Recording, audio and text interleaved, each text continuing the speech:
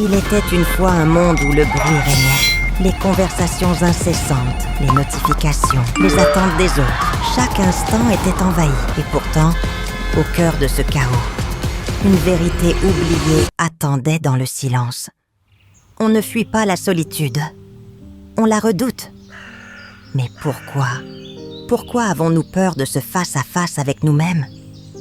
Peut-être parce qu'être seul, c'est se confronter à la seule personne qu'on ne peut fuir, soi-même.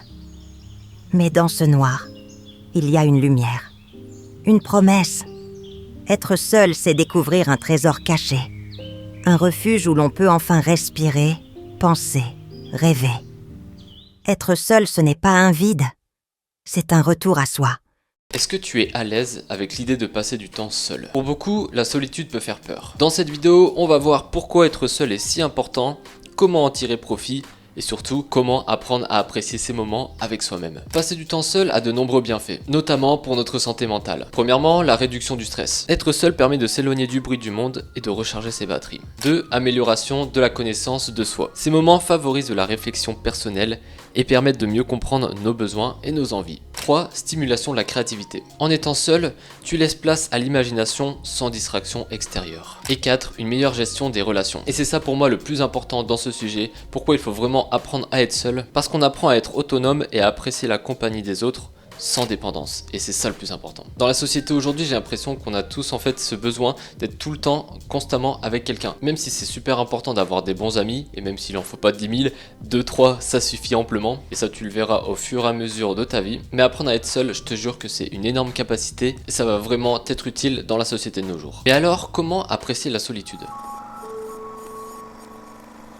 Pour ça, tu peux faire plusieurs activités qui vont te permettre d'apprendre à être seul. Alors bien évidemment, quand je dis apprendre à être seul, c'est apprendre à faire des choses seul. C'est toujours bien d'avoir des amis sur qui compter, d'avoir de la famille, etc. Mais tu verras qu'à des moments, c'est super appréciable d'être seul. Une marche en pleine nature. Alors si tu habites dans le nord, ça va être un peu plus compliqué, mais si tu as du beau temps, essaye d'aller marcher dans des parcs près de chez toi, mais essaye de te promener dans des endroits super apaisants et tu verras qu'une simple promenade peut apaiser ton esprit et booster ton humeur. La méditation ou le yoga. Alors peut-être que tu n'en as jamais fait, mais pour avoir essayé la méditation, je te jure que c'est quelque chose qui fonctionne super bien.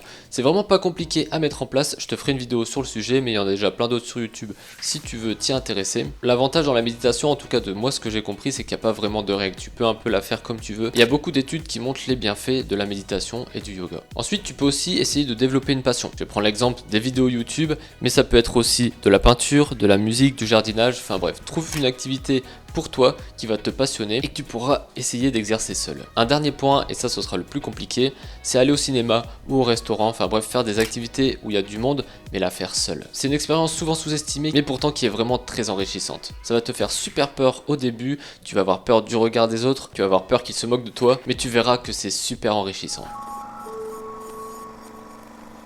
Et enfin, je vais te donner quelques conseils pour apprivoiser la solitude. Le plus important, y aller progressivement. Commence par des courts moments où tu seras seul. Ne va pas tout de suite dans un restaurant ou dans un cinéma tout seul, ce sera peut-être trop compliqué pour toi. Vas-y progressivement, je pense que c'est ça le plus important. Et surtout, rappelle-toi que ça va passer. Les premiers moments pourront sembler inconfortables, mais avec le temps, ils deviendront naturels. Et surtout, tu auras des effets positifs à long terme. Apprécier la solitude, ça ne signifie pas être isolé ou éviter les autres. Au contraire, c'est apprendre à être bien avec soi pour être encore mieux avec les autres. La solitude, ce n'est pas l'absence des autres, c'est la présence de soi.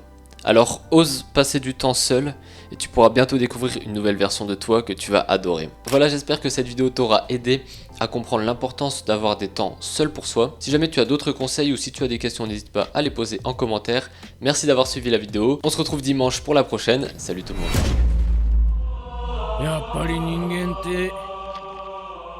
Me crois-tu vraiment à ce point stupide pour me priver du meilleur d'entre nous?